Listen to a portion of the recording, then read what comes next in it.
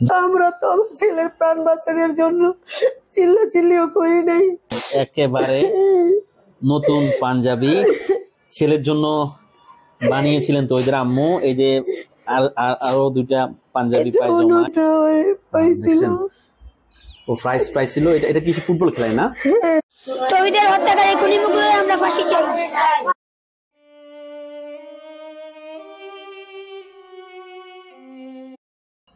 আমি এখন দক্ষিণ কেরানীগঞ্জের আব্দুল্লাহপুরে অবস্থান করছি। আমার সম্মুখে বসে আছে মাদ্রাসা ছাত্র তহিদের আম্মু তহিদ ইসলাম, যে 2024 সালের 10 ফেব্রুয়ারি খুন হয় এবং সম্প্রতি 12 নভেম্বর 2025 সালে সেই মামলার রায় হয়। আসামি মকবুল হোসেনের মৃত্যুদণ্ড দেয় আদালত। আমি সরাসরি তহিদের আম্মুর সাথে কথা বলবো। আসসালামু আলাইকুম। ওয়ালাইকুম আসসালাম। আসলে আপনার মনের অবস্থা ইন্টারভিউ দেওয়ার মতো নেই, তারপরেও আসলে এই মামলার দীর্ঘদিন পর রায় হলো এবং একটা ভালো যে আপনারা আশা করছিলেন মৃত্যুদণ্ড, সেটাই হয়েছে। যদি সবকিছু বলতেন আগের থেকে, প্রথমে রায় নিয়ে বলুন, এরপরে সেই দিনের ঘটনাটা যদি আবার নতুন করে দর্শকদের জন্য বলতেন। 2000 প্রথমে রায়টা নিয়ে বলুন, বর্তমানে যে রায়টা হয়েছে। হ্যাঁ, এখন এই যে 12 তারিখে, জি, নভেম্বরের 12 তারিখে আমার ছেলের হত্যার রায় হয়েছে। জি, তো এই রায়ে আমি সন্তুষ্ট। দক্ষিণ কেরানীগঞ্জ থানার সাবেক এসআই সাইদুজ্জামান ভাই, উনি আমাকে এই মামলায় হেল্প করছে। ওনার কৃতিত্ব অনেক বেশি এখানে। উনি সুষ্ঠু তদন্ত দ্বারা আমাকে এই মামলার রায় পাইতে সহযোগিতা করছে এবং এটা আনন্দের বিষয়, অল্প সময়ে এটা রায় হয়েছে। অল্প সময়ের মধ্যে আমি আমার বিচার পাইছি।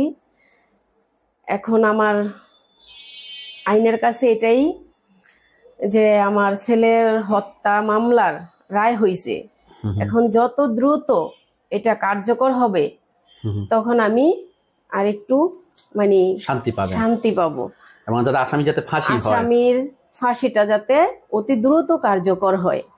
আচ্ছা, আমি একটা কথা বলবো, যতই রায় হোক মায়ের মন তো কখনো আসলে বুঝে না। তারপরে একটা বিচার পেয়েছেন, সেটাতে আপনারা খুশি। দর্শকরা অনেকে হয়তো বুঝছে না, অনেকদিন আগের ঘটনা, 1 বছর আগে কি হয়েছিল সেদিন যদি একটু বলতেন। সেদিন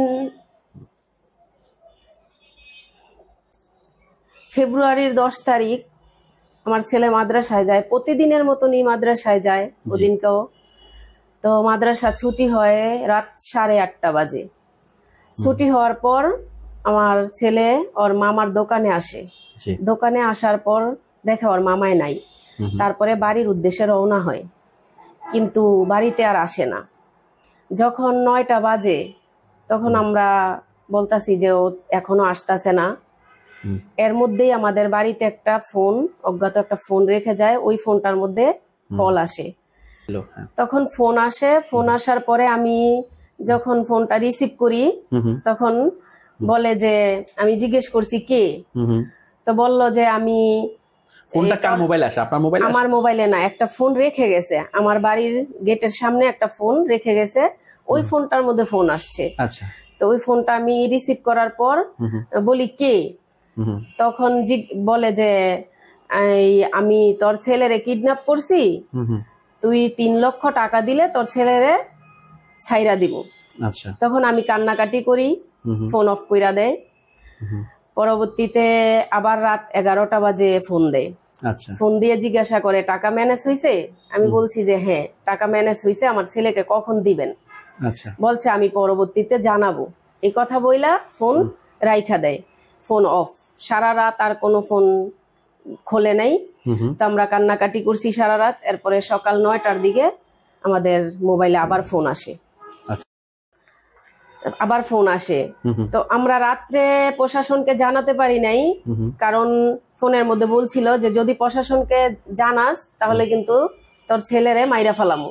এই জন্য আর আমরা রাত্রে জানি বলছে বা কোথা থেকে বলছে এরকম কিছু না, এরকম কিছুই জানি না।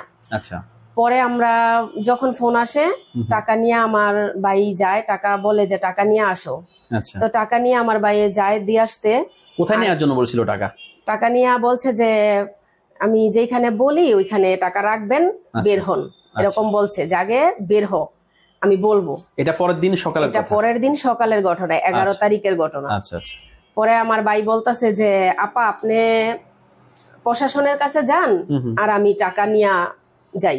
আচ্ছা। পরে আমার ভাই টাকা নিয়ে গেছে আর আমি প্রশাসনের কাছে গেছি। ওইখানে যাওয়ার পর ওই র‍্যাব 10-এ গেছি, ওইখানে ওনারা বলতেছে যে জিটি করতে, তো জিটি করলাম। জিটি করার পর ওনারা, আমি জিটির কাগজ আইনা দিছি, দেওয়ার পর ওনারা নামছে, মানে তদন্ত করার জন্য নামছে। ততক্ষণে আমার ভাইয়ে টাকা দিয়ে দিছে। টাকা দেওয়ার পর ও কোথায় দিয়েছে? টাকা দিছে রাজিন্দাপুর এলাকা, এই ফুট ওভার ব্রিজের নিচে। আচ্ছা, ওখানে উনি টাকা দেওয়ার সময় কাউকে দেখছে? টাকা দেওয়ার সময় বলছে যে টাকা এখানে ব্রিজের পিলারের নিচে টাকা রাইখা সামনের দিকে, মানে পিছনের দিকে তাকাবি না, সোজা সামনের দিকে চলে যাবি। আমার ভাই জিজ্ঞেস করছে যে তাহলে আমার বাগিনা, বলছে বাগিনা রে পাবি, যা। এরকম বলার পরে আমার ভাই কিছুক্ষণ আসার পরে ফোন দিছে। ফোন দেওয়ার পর দেখে যে মোবাইল বন্ধ। মোবাইল বন্ধ পাই আমার ভাই সাথে সাথে আমাকে ফোন দিছে, আপা আপনি কই আছেন? তো আমি বললাম যে আমি তো প্রশাসনের এখানে আছি। তো আমার ভাই সাথে সাথে ওইখানে গেছে। যাওয়ার পর ওনাদের কাছে সবকিছু খুইলা বললাম যে আমার তো এই আপা টাকা তো দিয়ে আসছি, কিন্তু মোবাইল তো বন্ধ করে দিছে, এখন কি করবো? তো কান্নাকাটি করতাছি। এরপরে ওনারা নামছে। তো যাই হোক, এক পর্যায়ে ওনারা এই খুনিকে ধরছে। খুনিকে কিভাবে শনাক্ত করলেন? টাকা তো দিয়ে আসছেন, জানেন না কোথায়? ওনারা প্রযুক্তির সাহায্যে, ওনারা এই আচ্ছা, ওই নাম্বারটা দিয়া আমার যে ফোনটা দিছিল, আমি ওই ফোনটা ওনাদের কাছে দিছি। তো ওই নাম্বারে ওনারা কিভাবে ট্র্যাকিং করে ওই খুনিরে শনাক্ত করছে। তো ওরে ধরছে পোস্তখোলা দেশ বাংলা হোটেল, ওইখান থেকে। তো ওখানে ধরার পর জিজ্ঞেস করছে, টাকা সহ ধরছে। আমি 3 লক্ষ টাকা দিছি, ওইখানে ছিল 2,90,000 টাকা। 2,90,000 টাকা সহ ধরছে। 10,000 টাকা খরচ করে ফেলছে, 10,000 টাকা খরচ করে ফেলছে। তো ওইটা নিয়ে আসছে, আনার পরে জিজ্ঞাসাবাদ করছে, বলে না। তো যাই হোক, এক পর্যায়ে বলছে যে, জিজ্ঞেস করছে যে সে বাচ্চা কোথায়, কি করছো? তো এক পর্যায়ে জিজ্ঞাসাবাদ করার পর বলছে যে আমি তো বাচ্চা মাইরা ফেলাইছি। আমার ছেলেরে মাইরার পরে টাকা চাইছে আমার কাছে। দুঃখজনক ব্যথা আমার এইটাই যে টাকা নিছে, কিন্তু আমার ছেলেরে ফেরত দিল না। আমার ছেলের টাকা নেওয়ার আগেই মাইরা ফেলাইছে। মাইরা ছেলেরে ট্যাঙ্কির ভর্তে ফালাইয়া তারপরে চলে গেছে। তো পরবর্তীতে আমার পুলিশ প্রশাসনের লোক, SI সাইদুজ্জামান ভাই, ওনারা আইসা আমার ছেলের লাশ উদ্ধার করছে। আমার ছেলের লাশ উদ্ধার করে আমাদেরকে দেখাইছে। পরবর্তীতে তো ওই যে এই মামলার। আচ্ছা, আমি একটা কথা আপনাকে থামাই বলবো আর কি। সেদিন কিছুটা সময় তো আপনাদের বাড়ির সামনে বেঁধে রেখেছিল কলা গাছের ভিতরে, মানে ও তহিদকে। আমার ছেলে মানে যা বলছে যে আমি ধরার সাথে সাথেই কলা গাছের সাথে বাইদা মুখ গলার মধ্যে চাইপা ধরছি, এরপরে দেখি যে লড়ে চড়ে না। দেখুন, মানে ওনার ঘরের সামনে ছিল, কিন্তু উনি বলতে পারে না। ছেলেরা এমন ভাবে সে বেঁধে রাখছিল কলা গাছে। আপনি কান্না করে আমার বাবার মাইরা পালাই দিছে। আমাদেরকে বলছে বাড়ির থেকে বের হবি না, চিল্লাচিল্লি করবি না, ফোন দিয়া বলতেছে। আমরা তো আমার ছেলের প্রাণ বাঁচানোর জন্য চিল্লাচিল্লিও করি নাই, মানে খুব ভয়ে ছিলাম, কিন্তু তারপর আমার ছেলের পাইলাম না। আমি একটা কথা বলবো আপনাকে, থাক কান্না করেন না। আমি একটা কথা বলি যে মকবুল, এই মকবুলকে আসলে কিভাবে মকবুল আপনাদেরকে চিনতো বা কিভাবে সে অপহরণ করলো, এটা যদি ছোট করে একটু বলতেন দর্শকদের জন্য। মকবুল মূলত করতো কি, থাকতো কোথায়? মকবুল আমার পাশের বাড়িতে, আমার আন্টির বাড়িতে ভাড়া থাকতো। জি। ওইখানে 2 মাস ভাড়া ছিল। জি। ওইখান থেকে চলে গেছে 7 মাস আগে। আচ্ছা। এরপরে ওই কিভাবে আমার ছেলেরা টার্গেট করছে কি করছে এটা তো আর আমি জানি না, এটা তো আর আমি কিভাবে ওই টার্গেট করছে। এবং আপনি আমাকে অফ ক্যামেরা বলছিলেন যে পুলিশ যখন ওকে ধরার পর প্রথমে ছবি পাঠায়, বলে যে একে চিনেন কিনা, তখন আপনি প্রথমে চিনতেও পারেন না, একবার হয়তো স্মরণ আছে যে কোথাও দেখছেন, যেটা আমাকে অফ ক্যামেরা বলছিলেন। আমাকে ছবি পাঠাইছে যে আরে কি আপনি চিনেন, তখন আমি তো চিনি না, বলছি যে আমার মনে হইতাছে যে ওরা আমি কই দেখছি, কিন্তু আমার খেয়াল আসতেছে না। পরে যখন আমি আমার বাড়িতে ছবি পাঠাইলাম, আমি তখন প্রশাসনের ওইখানে আমি থানায় ছিলাম, পরে আমি ছবি পাঠাইছি বাড়িতে যে দেখো তো এরে কি চিনো। পরে আমার বাড়ির লোক যখন আমার ওই যে আন্টির বাসায় ভাড়া ছিল, উনি দেখার পর চিনছে যে এই তো আমাদের বাড়িতে ভাড়া ছিল, এরকম পরে আমারে জানাইছে যে এত ভাড়া ছিল। মানে পাশের বাসায় ভাড়া থাকতো? হ্যাঁ, পাশের বাসায় আমার আন্টির বাসায় ভাড়া ছিল। এবং ছিল পেশায় রাজমিস্ত্রি? পেশায় রাজমিস্ত্রি, পেশায় রাজমিস্ত্রি, কিন্তু হয়তো খুনি হয়, রাজমিস্ত্রি না, হয়তো ওইটা একটা ছিল, এটা মানে তার একটা ইয়া ছিল, এটা কাজটারে তার শো করতো, মেইন টার্গেট ছিল। আচ্ছা, আমি আরেকটা কথা বলবো যে তহিদের আব্বু কিন্তু একজন প্রবাসী, উনি বাইরে ছিলেন, তোদের সাথে ওনার শেষ কবে দেখা হয়? কারণ বিদেশে থাকা অবস্থায় মারা যায় বা খুন হয় তহিদ। সাথে শেষ দেখা তো ছিল 2 বছর হয়েছে, তহিদের বাবা গেছে, কিন্তু শনিবার দিন আমার ছেলেরা যখন মানে শুক্রবারে ওর বাবার সাথে ভিডিও কলে ওর কথা হয়েছে, এই ওর লাস্ট ওর বাবার সাথে কথা বলার দেখা। আমার স্বামী তো পাগল হয়ে গেছে, আমার স্বামী সন্তান হারায়া, যে আমি প্রবাসে ছিলাম, কষ্ট করে কাজ করছি, টাকা পয়সা রোজগার করছি, আমার সন্তানের জন্য কি অপরাধ আমার, যে আমার সন্তানটারে এইভাবে খুন হইতে হইলো। উনি কি দেখে যেতে পারছে ছেলের যে রায়টা? ছিলেন দেশে? উনি দেখা যেতে পারে নাই, উনি চলে গেছে। উনি খুব মানে ছিল যে আমি আমার ছেলের রায়টা যাতে দেখা যেতে পারি, কিন্তু ওনার সৌভাগ্য হয় নাই দেখা যাওয়ার, উনি চলে গেছে। আপনার থেকে তো এখন খবরে জেনেছে ছেলে যে মৃত্যুদণ্ড পেয়েছে, যে খুন করেছে মকবুল, এখন ওনার কি কান্না করে, সব সময় কান্না করে। এই যে ছিল তোদের বাড়িতে, প্রতিদিন ছেলের খবরে গেছে, যে কান্না করছে, পয়সা থাকছে। আমার সারাটা দিন কাটতো, সকালে ঘুম থেকে উঠে নিয়ে আমি মাদ্রাসায় যাইতাম, নাস্তা খাওয়াইতাম, বাড়িতে আসতাম, দুপুরের খানা খাওয়াইতাম, এরপরে রাত্রে যাই ওরে নিয়ে আসতাম। কিন্তু ওদিনকে আমি যাইতে পারি নাই, ওর বাবার জন্য আমি খাবার পাঠাইছিলাম বাইরে। তখন আমার মানে শরীর খুব ক্লান্ত ছিল, আমি শুয়ে আসছিলাম, আমার ব্যথা লাগে। হুজুরে ফোন দিছিল যে তাওহীদ আজকে মাদ্রাসায় থাকতে চাইতেছে, আমি ফোনটা রিসিভ করতে পারছিলাম না। হয়তো সেদিন যদি আমি ফোনটা রিসিভ করতাম, আমার ছেলে বাইচা থাকতো। এই ব্যথাটা আমার সারা জীবন কাঁদাইব, যে আমি কেন সেদিন ওই ফোনটা রিসিভ করতে পারলাম না। আমার বাবাই থাকতে চাইছিল আমার দেশে, আমি আমার বাবার জন্য কিছু করতে পারি নাই। আমার ছেলের 1 বছর 9 মাস, আজকে 3-4 দিন, কিন্তু এর মধ্যে একটা দিনও মনে হয় 1 সেকেন্ডের জন্য আমি বলতে পারি নাই। আমার বুকের ভিতরে যে কি হাহাকার করে আমি বুঝাইতে পারব না। ওর বালিশটা নিয়ে আমি রাত্রে ঘুমাই, তুমি কই গেছো পাখি, আমার চাইরা তুমি কই গেছো? আমি একদম নিঃস্ব হয়ে গেছি আমার সন্তান হারায়া। তহিদ কোন ক্লাসে পড়তো? তহিদ নাজেরা বিভাগে পড়তো, শেষ ছিল, নাজেরা বিভাগের শেষ ছিল, হেফজখানায় উঠতো। পড়াশোনা কেমন ছিল তহিদ?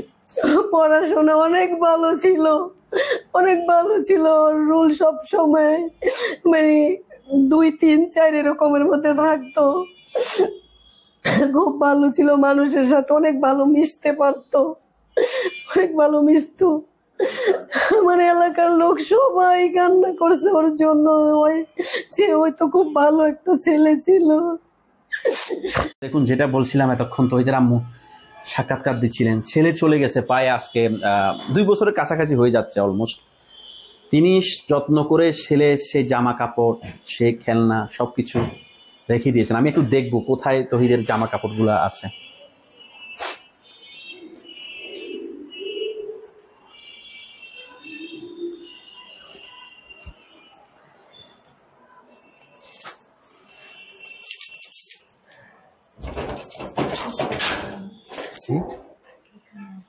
এখানে আছে। আচ্ছা, উনি দেখার সমস্যা নেই। দেখুন উনি কিন্তু সযত্নে, আসলে তার একটাই ছেলে ছিল এবং আমি ইন্টারভিউ নিতে গিয়ে আমার নিজের কাছে খারাপ লাগছে। আসলে আপনাদের জন্য হয়তো করা, কিন্তু উনি যতবারে নিব উনি কান্না করবে।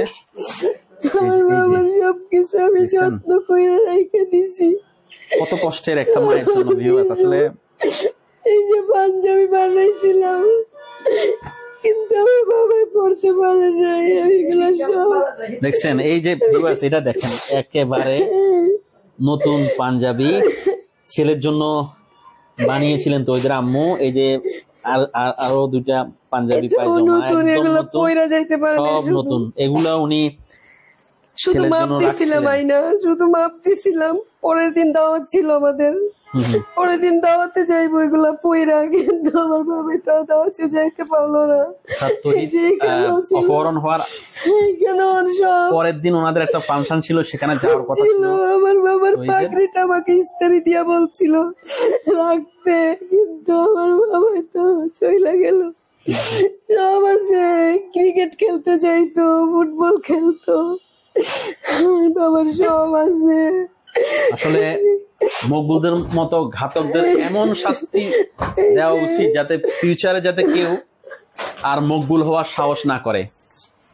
যেটা তহিদের আম্মু বলছিলেন যে মকবুল এর আগেও একটা মহিলাকে খুন করেন, সেটা যদি আসলে আগেই বিচার হয়ে যেত তাহলে হয়তো তহিদ বেঁচেই যেতে পারতো। আসলে সেদিন যদি আমার